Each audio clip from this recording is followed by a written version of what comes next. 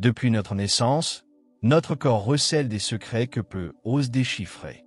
La plupart des humains traversent la vie déconnectés d'eux-mêmes, ignorant qu'au sein de leur structure physique réside un mécanisme caché capable d'éveiller des niveaux supérieurs de conscience, de perception et d'énergie vitale.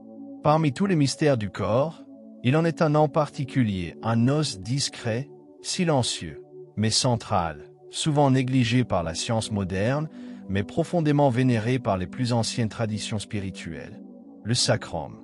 Cet os, situé à la base de la colonne vertébrale, était considéré par les civilisations anciennes comme le trône de l'âme. De lui coule l'énergie vitale qui parcourt toute la colonne et atteint les centres supérieurs de l'esprit et de l'âme. Pourtant, avec le temps, ce savoir fut dissimulé, déformé ou volontairement caché, notamment par des institutions conscientes du pouvoir transformateur de cette clé énergétique. Les anciens Égyptiens, célèbres pour leur sagesse spirituelle et leur maîtrise du voyage de l'âme, traitaient le sacrum avec un grand respect. Lors des rites de momification, tous les organes internes étaient retirés, sauf la substance associée à cet os particulier. Pour eux, le sacrum n'était pas seulement une structure corporelle, mais un canal énergétique sacré qu'il fallait préserver intact pour assurer la continuité de l'âme après la mort physique. D'autres traditions millénaires reconnaissaient également ce centre de pouvoir. Parmi les peuples indigènes des Amériques, il était considéré comme le pont entre le grand esprit et la terre. Les hindous l'associaient à l'énergie Kundalini, une force dormante enroulée dans le sacrum qui, lorsqu'elle s'éveille, s'élève tel un serpent à travers les chakras, illuminant la conscience et activant les dons spirituels. Contrairement aux idées reçues, ce n'est pas une simple question mystique ou ésotérique. La science commence à confirmer ce que les anciens pressentaient intuitivement. Le corps humain est une technologie vivante et le sacrum en est une pièce fondamentale. Cette structure osseuse abrite des terminaisons nerveuses intimement liées au système nerveux autonome, particulièrement au système parasympathique, responsable des états de relaxation, de guérison, de régénération et d'expansion de la perception. Des mouvements conscients, circulaires et fluides, effectués avec concentration et respiration profonde activent cette région et stimulent la libération de neurochimiques tels que la sérotonine, la dopamine et les endorphines. Ces neurotransmetteurs, dans des états modifiés de conscience, facilitent des expériences telles qu'une paix profonde, une expansion intuitive, une extase spirituelle et la perception du champ énergétique qui nous entoure. En moins de 3 minutes de pratique consciente, un changement réel se fait sentir. Une chaleur qui monte le long de la colonne, des frissons inexpliqués, des vibrations internes, une nette sensation de présence ici et maintenant. Ce qui semblait un simple mouvement de hanche devient rapidement une danse entre le corps, l'âme et l'univers.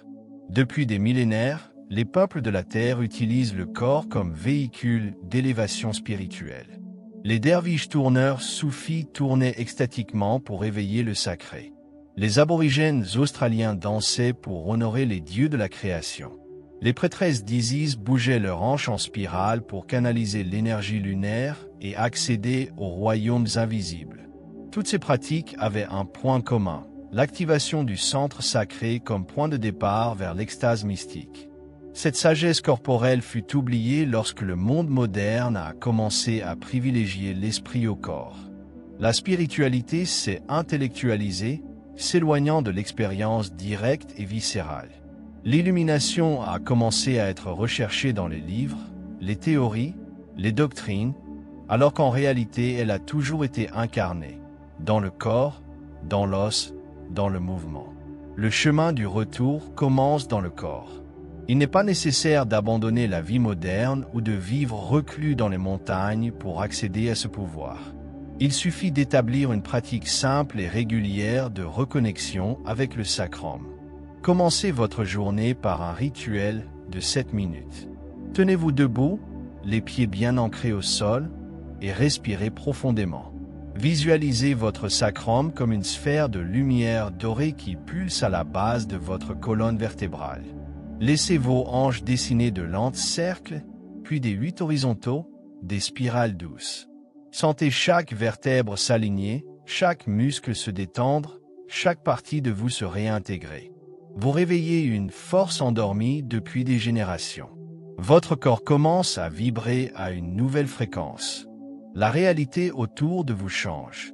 Vous commencez à percevoir davantage, à ressentir davantage, à être davantage. Beaucoup de ceux qui redécouvrent cette pratique rapportent des expériences transformatrices, des révélations profondes sur les questions de la vie, des guérisons émotionnelles spontanées, des sensations de légèreté et de connexion à quelque chose de plus grand.